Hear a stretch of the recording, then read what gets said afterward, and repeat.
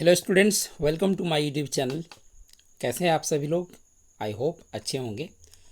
आज की इस क्लास में हम लोग कुछ बहुत ही इम्पॉर्टेंट टॉपिक के बारे में चर्चा करने वाले हैं। अगर आप लोगों ने इस वीडियो पे क्लिक किया है तो प्लीज़ आज के अपने कीमती समय में से 5 से 6 मिनट ज़रूर दीजिए, क्योंकि अगर आज की इस वीडियो को आप देखते हैं तो निश्चित रूप से आपको आज काफ़ी इम्पॉर्टेंट बातें सीखने को मिलेगी।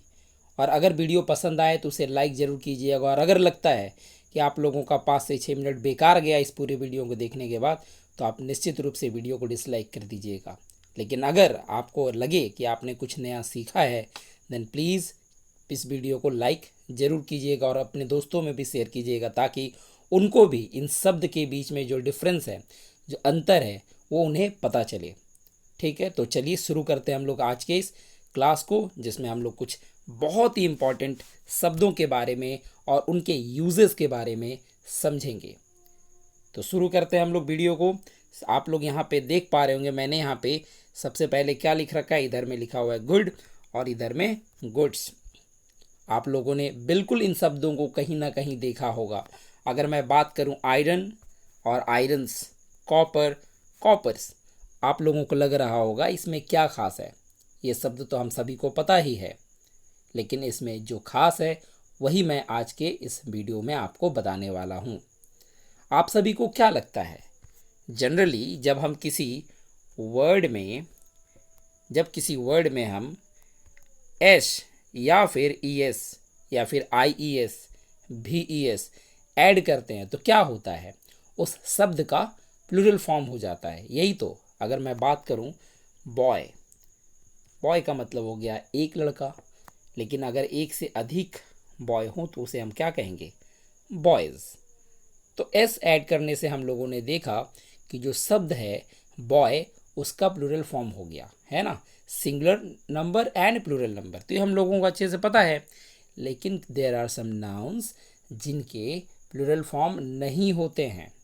कुछ ऐसे भी नाउन्स हैं जिनके प्लूरल फॉर्म नहीं होते हैं, लेकिन कई बार उसमें भी हम लोग एस ऐड हुआ देखते हैं कि एस तो उसमें लगा हुआ है। बट आपको ये बात याद रखना है कि कुछ ऐसे शब्द जिनके प्लूरल फॉर्म्स तो नहीं होते हैं, लेकिन अगर उसमें किसी तरह से एस ऐड करा जाता है तो वो अपने मीनिंग को बदल लेते हैं, उसके अर्थ में परिवर्तन आ जाता है। ये आप सभी को अच्छे से समझना है और जानना है। अगर आप ये नहीं जानेंगे तो आपको आने वाले समय में बहुत सारी कठिनाइयों का सामना करना पड़ सकता है। हो सकता है कि कई बार ऐसे शब्द आपके सामने आए और आप उसे गलत रिप्रेजेंट कर देंगे, आपको लगेगा ये प्लूरल फॉर्म है, जबकि ऐसा होगा नहीं, उसके कुछ और ही मीनिंग निकल रहे होंगे। ठीक है, तो ध्यान से सुनिएगा मेरी बातों को।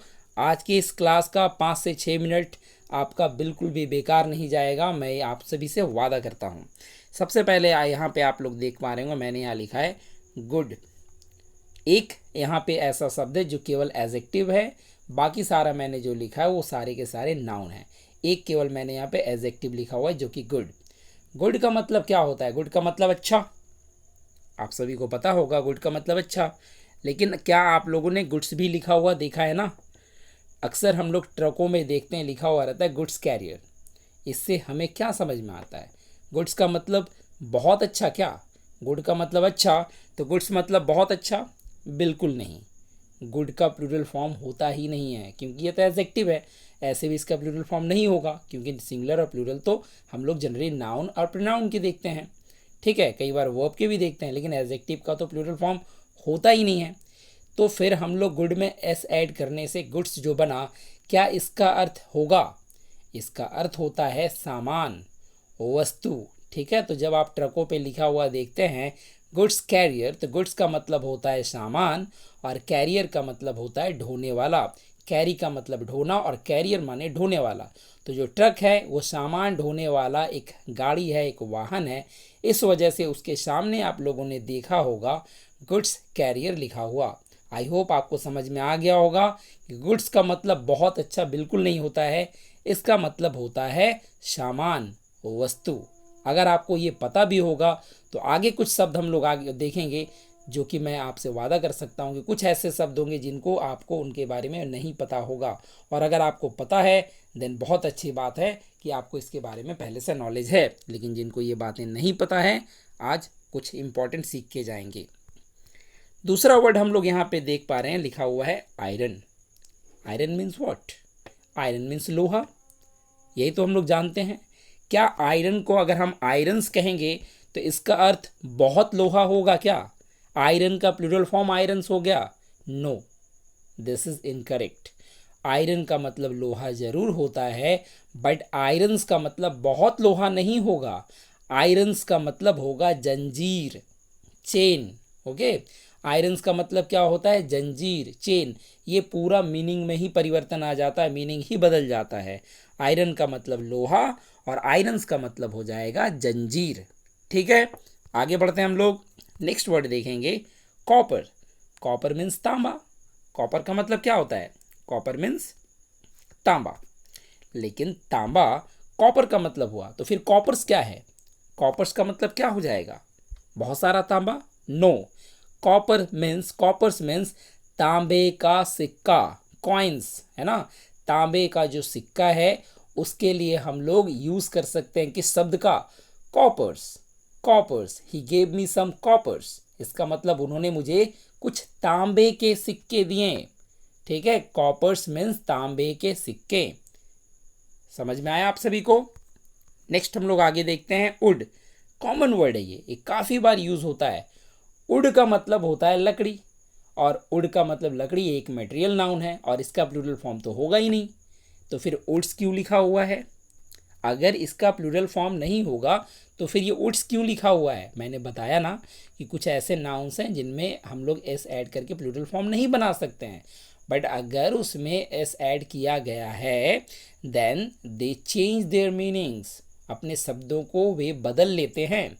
तो वुड का मतलब होता है लकड़ी, लेकिन अगर हम बात करें वुड्स का तो इसका मतलब होता है जंगल, वन, फॉरेस्ट। ठीक है, वुड्स का मतलब क्या हो जाएगा? फॉरेस्ट।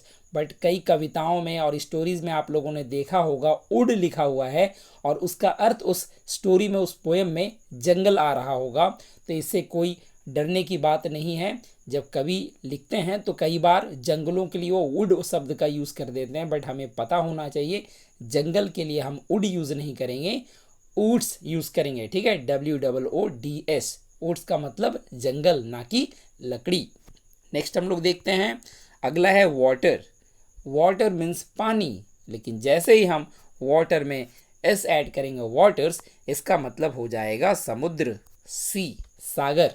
ठीक है, वाटर मीन्स जल, पानी, और वाटर्स का मतलब हो जाएगा समुद्र, सागर। नेक्स्ट हम लोग देखते हैं फ्रूट। आपको मैं बता दूं कि फ्रूट का प्लूरल फॉर्म फ्रूट्स नहीं होता है। कई बार हम लोग यूज़ ज़रूर करते हैं, फ्रूट के बदले हम लोग कहते हैं बहुत सारे हैं तो we bought a lot of fruits today. No, it's fruit, fruits नहीं होता है। लेकिन अगर हम फ्रूट में एस ऐड करके फ्रूट्स कहेंगे तो इसका मीनिंग बदल जाएगा। फ्रूट का मतलब हो गया फल, लेकिन फ्रूट्स का मतलब हो जाएगा परिणाम। ठीक है, क्या हो जाएगा? परिणाम, है ना, परिणाम, result, consequence. Fruits means result, परिणाम हो जाएगा इसका मीनिंग। नेक्स्ट देखते हैं sand. Sand means what? Sand means बालू। अगर हम सैंड में एस ऐड करें तो हो जाएगा सैंड्स। क्या सैंड्स का मतलब सैंड का प्लूरल फॉर्म है क्या? नो, सैंड्स मीन्स डिजर्ट, रेगिस्तान। रेगिस्तान के लिए कई बार सैंड्स वर्ड का यूज़ किया जाता है। ठीक है, सैंड मतलब नॉर्मल बालू, लेकिन जब हम कहेंगे सैंड्स तो इसका मीनिंग हो जाएगा desert, desert. And what is the spelling? DESERT, desert. अभी आप लोगों के दिमाग में आ रहा होगा कि जब हम लोग खाने के अंत में कुछ मीठा दिया जाता है उसे भी तो डेजर्ट कहते हैं ना, बट उसका स्पेलिंग अलग है। उसका स्पेलिंग हो जाएगा DESSERT। ये जो डेजर्ट हम लोगों ने रेगिस्तान के लिए यूज़ किया उसमें हम लोग देख रहे हैं एक एस है, जबकि जो मीठा होता है उसके लिए डबल एस का यूज़ करेंगे, डिजर्ट। ठीक है, डिजर्ट।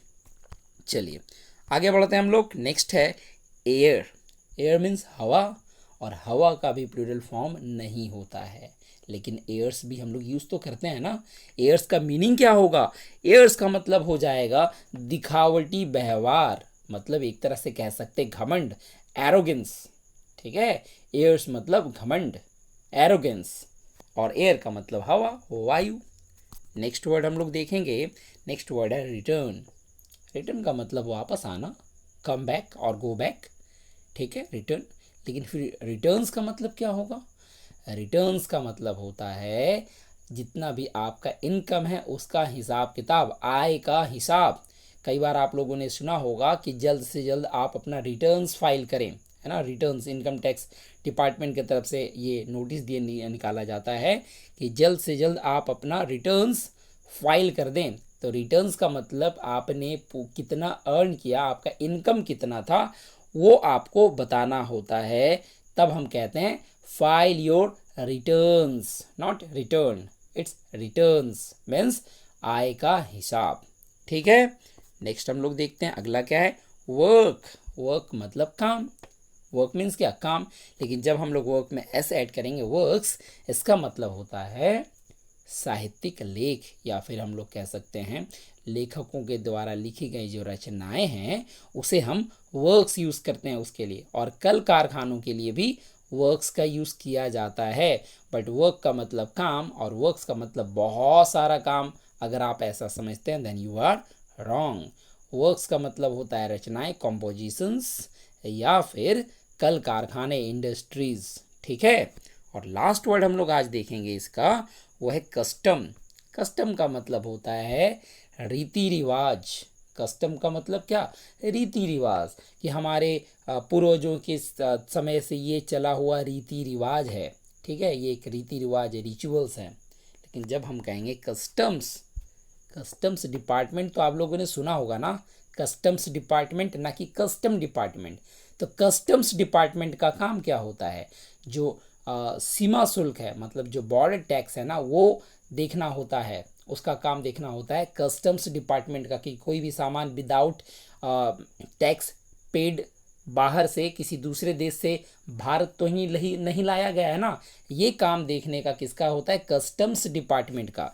तो कस्टम्स का मतलब होता है सीमा शुल्क, बॉर्डर टैक्स, बॉर्डर टैक्स। ठीक है, तो आज के इस क्लास में हम लोगों ने देखा कि किस तरीके से इन शब्दों में बहुत ही ज़्यादा डिफरेंस आ जाता है जब हम उसमें एस ऐड करते हैं। और ध्यान रहे ये प्लूरल फॉर्म नहीं होते हैं, ये प्लूरल फॉर्म बिल्कुल नहीं होते हैं। लेकिन इसके बावजूद भी एक बहुत ही इंपॉर्टेंट बात जो आपको दिमाग में रखना है, ये जो शब्द हम लोगों ने इधर में देखा पूरा, ये प्लूरल फॉर्म तो है नहीं, लेकिन इसके बावजूद भी इनके साथ अगर आपको वर्ब यूज़ करना है तो वर्ब क्या यूज़ करेंगे, सिंगुलर या प्लूरल? ध्यान रहे प्लूरल वर्ब का यूज़ करेंगे। लाइक सैंड्स के साथ हैज़ करेंगे या हैव करेंगे? सैंड्स के साथ आपको हैव करना होगा। वर्क्स के साथ आप हैज़ करेंगे या हैव करेंगे? तो आपको हैव करना होगा। अगर इज़ और आर में आपसे पूछा जाए तो आपको याद रखना है कि वर्क्स के साथ आपको आर का यूज़ करना है, ना कि इज़ का। ऑल्दो ये प्लूरल नहीं है, बट इसके बावजूद भी इनके साथ जो वर्ब है वो प्लूरल यूज़ किया जाता है और वही सही होता है। ठीक है, तो चलिए, आशा करता हूँ कि आप लोगों को कुछ ज़रूर नया सीखने को मिला होगा आज की इस क्लास में। अगर नया कुछ सीखने को मिला हो दैन प्लीज़ वीडियो को लाइक ज़रूर करना है और अपने दोस्तों में से शेयर करना है, ताकि उन्हें भी ऐसी जानकारियाँ मिलें। और अगर आप लोगों ने चैनल को सब्सक्राइब नहीं किया है देन ऐसे वीडियोस के लिए चैनल को ज़रूर सब्सक्राइब करें। और अगर कोई टॉपिक आप लोगों को सीखना है, जो अगर चाहते हैं कि उस टॉपिक पे आप वीडियो आए, देन प्लीज़ कमेंट करके आप ज़रूर बता सकते हैं जिस टॉपिक पे आप लोगों को वीडियो चाहिए। तो चलिए, मिलते हैं हम लोग ऐसे ही कुछ इंपॉर्टेंट वीडियोज़ के साथ। जल्द ही मिलेंगे आप सभी से। Thanks for watching.